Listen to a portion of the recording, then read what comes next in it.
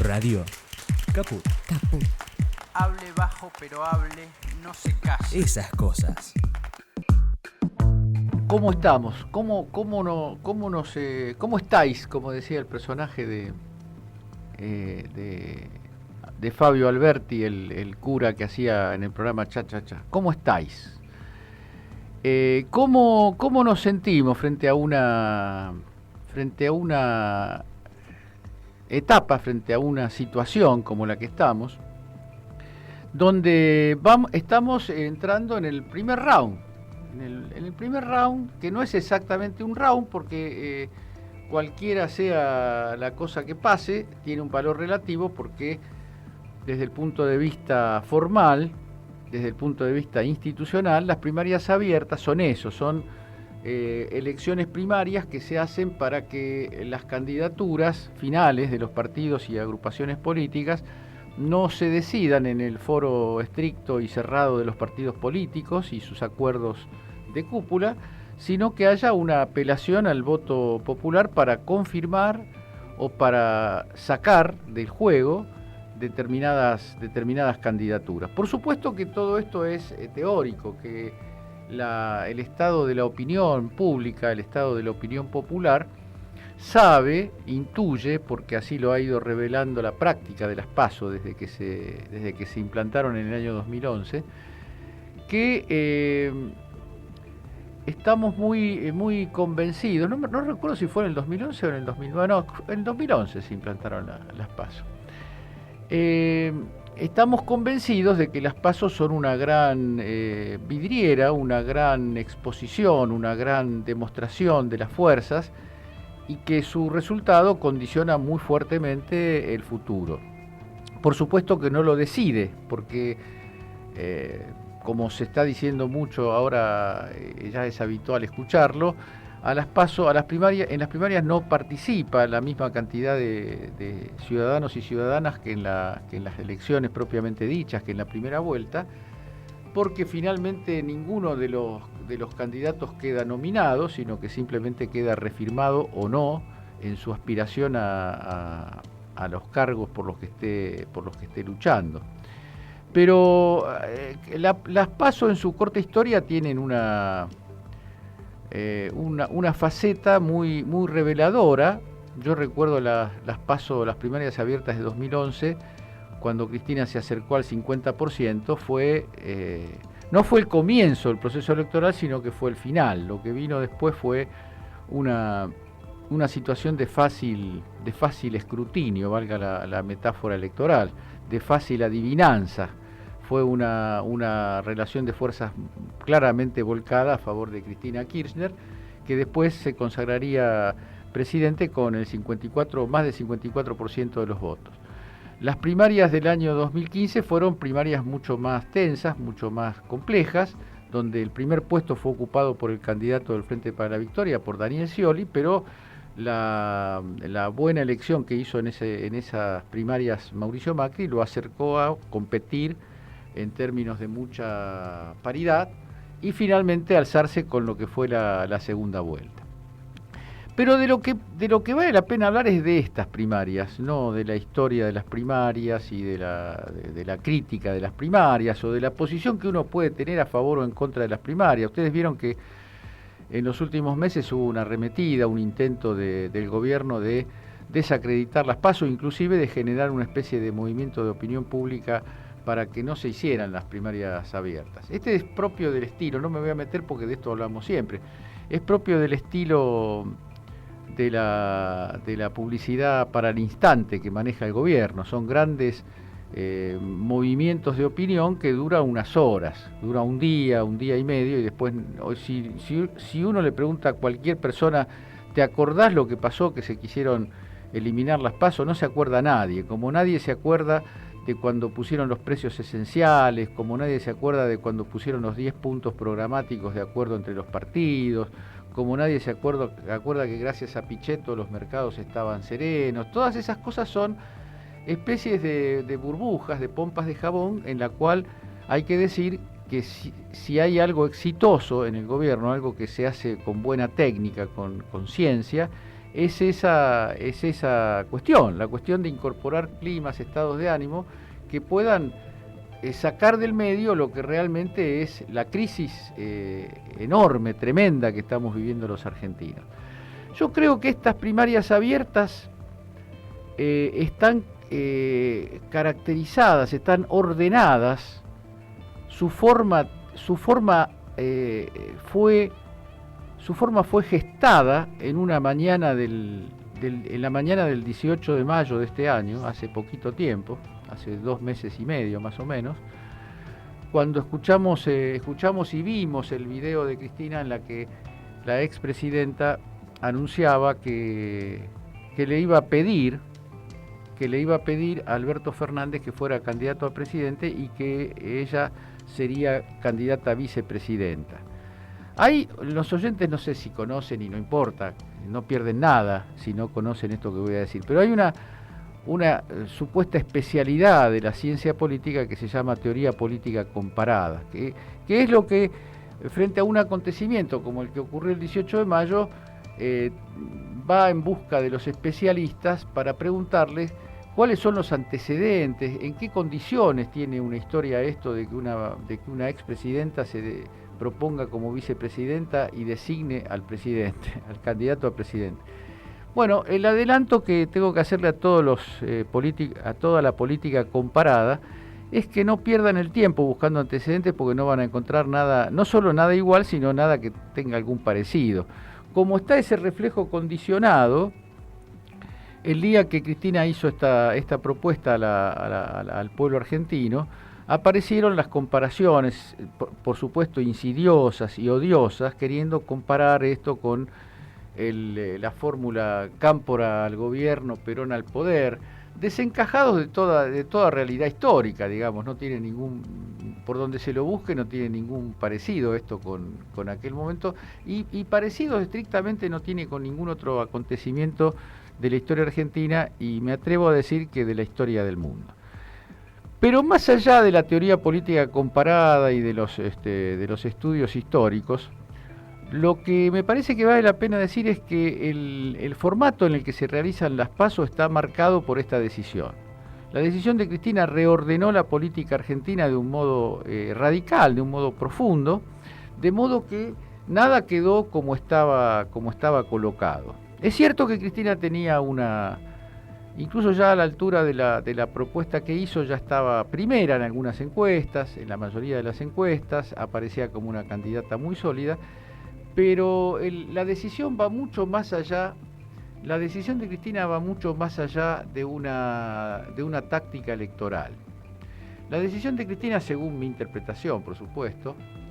es un movimiento político que apunta no solamente a un desempeño electoral exitoso, que lo es, sino también a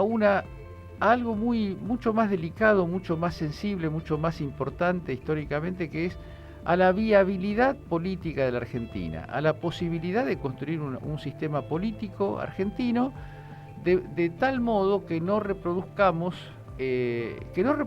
una vieja historia, que no es solamente la historia de Néstor y Cristina y la historia de la dificultad para convivir entre los argentinos en una situación de un antagonismo muy, muy duro. Es una historia vieja.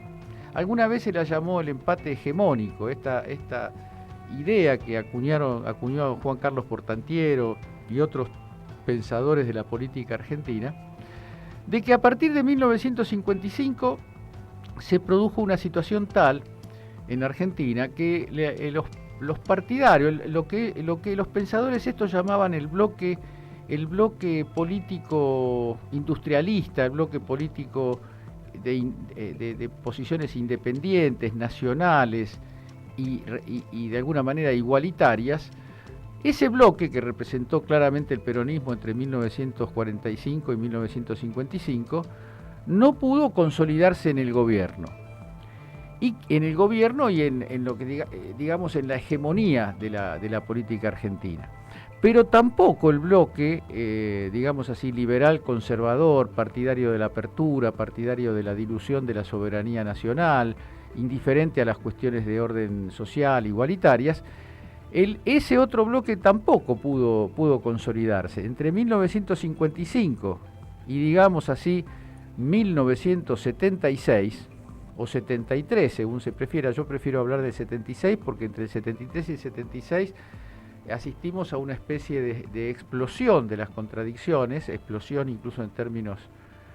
violentos, literalmente violentos. Entre el 55 y el 76, derrotado el peronismo, proscripto el peronismo hasta el 73, ahí sí para ser más exacto, proscripto el peronismo, perseguidas en etapas largas las organizaciones sindicales, otros partidos afines al peronismo y los partidos representativos de la izquierda, a pesar de ese régimen de excepción que se planteó, que en algunos libros todavía de teoría política se habla de esos años como años de democracia. La verdad que era una democracia pasmosa porque la proscripción del 50% del electorado no autoriza llamar democrático a un régimen en esas condiciones. Pero aún así, con proscripción, con golpes militares, con persecución, con violencia, que no llegó a ser lo que llegaría a ser después entre el 76 y el 83, pero eran las épocas del apagón político-cultural, las épocas de la persecución contra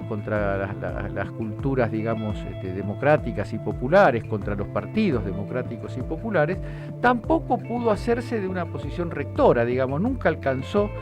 la consolidación de ese régimen de excepción no democrático y tuvo que acudir periódicamente a la intervención militar. Todos recordamos el gobierno de Frondizi, volteado por un golpe militar en 1962, el gobierno de Arturo Illia,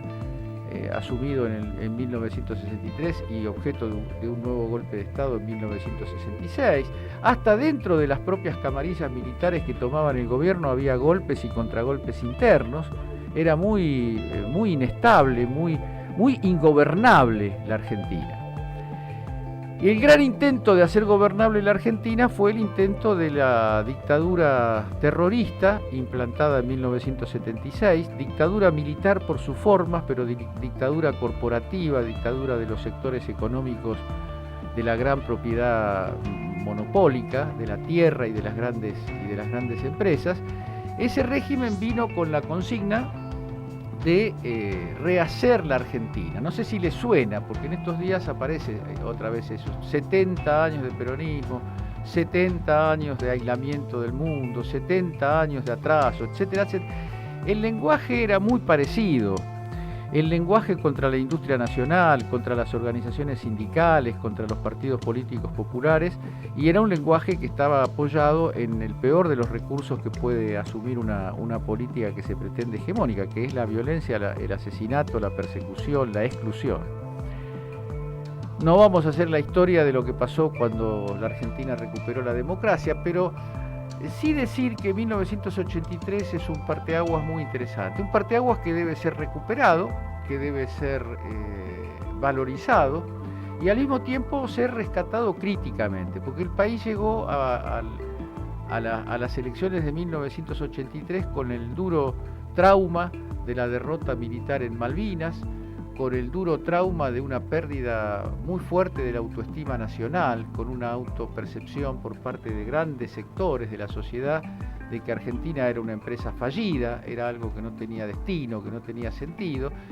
acompañada por la idea de que, bueno, acostumbrémonos a votar, que alguno gobierne, respetar al que gobierne, que el que gobierna dure todo el mandato y de alguna manera resignarnos a no ser ese país que Argentina en la década de los 40 amagó ser, un país con presencia en el mundo, con presencia internacional, coaligado con otros países hermanos de la región, con un incipiente o un poco más que incipiente desarrollo industrial, con presencia en industrias de base, con presencia en la industria atómica. Todo eso fue presentado como un sueño que se fue desvaneciendo, y ahora la Argentina tenía que ocupar su modesto lugar en el mundo y se construyó una democracia que debe ser, insisto, muy valorizada, porque eso fue el final de las intervenciones autoritarias, fácticas del poder de los grandes, de los poderosos argentinos, para instalar de alguna manera una capacidad de control del pueblo a través de las elecciones del futuro del país. Eso debe ser muy, muy valorado. Gracias a eso, gracias a ese gran momento histórico, hoy estamos en las vísperas de un proceso electoral que nos va a llevar hasta octubre, o acaso hasta noviembre, y vamos a terminar decidiendo entre los argentinos cómo queremos vivir en el futuro próximo que está frente a nosotros. Pero de lo que se trata acá es de que, recuperada la fuerza del movimiento popular después de la catástrofe del 2001, entre paréntesis muy parecida en muchos de sus indicadores a la catástrofe que hoy se desarrolla en Argentina, lo que ocurrió a partir del 2003 con la asunción de Néstor Kirchner y después de Cristina Kirchner, fue la reaparición de la alternativa real, popular, con mayor o menor radicalidad, pero alternativa en todos los casos, con la idea de que no es inevitable que Argentina sea un satélite, con la idea de que no es inevitable que Argentina sea un cliente de los grandes grupos financieros internacionales articulados por el Fondo Monetario y monitoreados directamente por el gobierno de los Estados Unidos, que no es fatal eso. Si se ensayó una Argentina que pagó la deuda, que liquidó la deuda con el Fondo Monetario Internacional, que renegoció en términos exitosos un 90%, un 70 y pico, 80% de las deudas adquiridas por los gobiernos neoliberales de Menem y de la Rúa, una Argentina capaz de satisfacer demandas populares, capaz de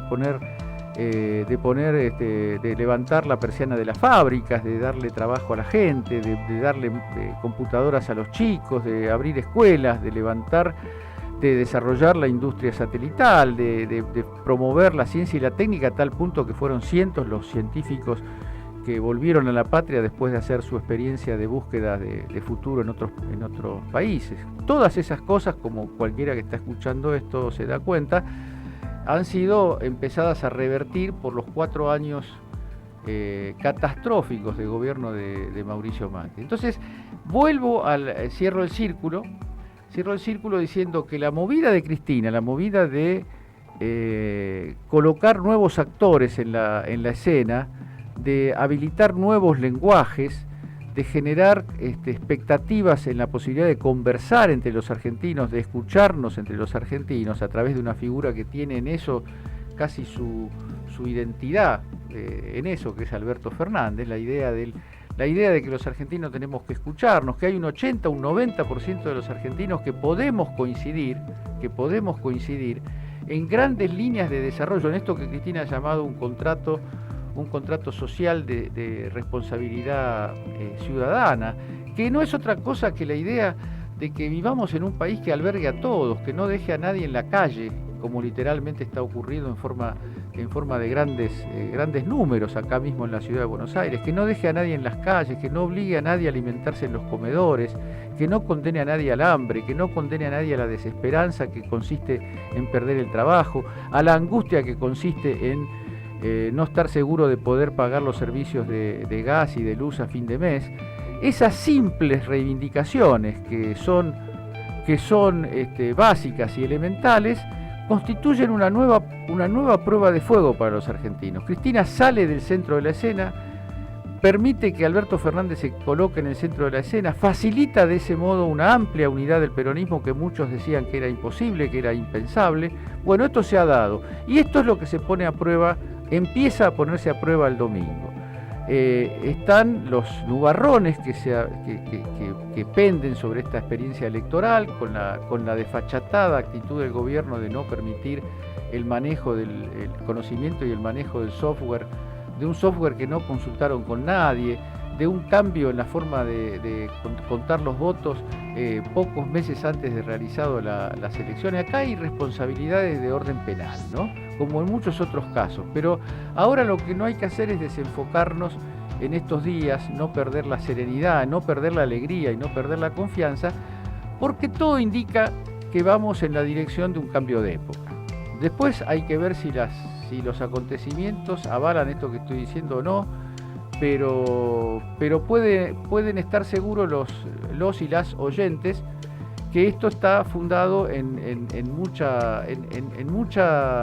data, en mucha información que permite saber que vamos a tener una jornada histórica el domingo.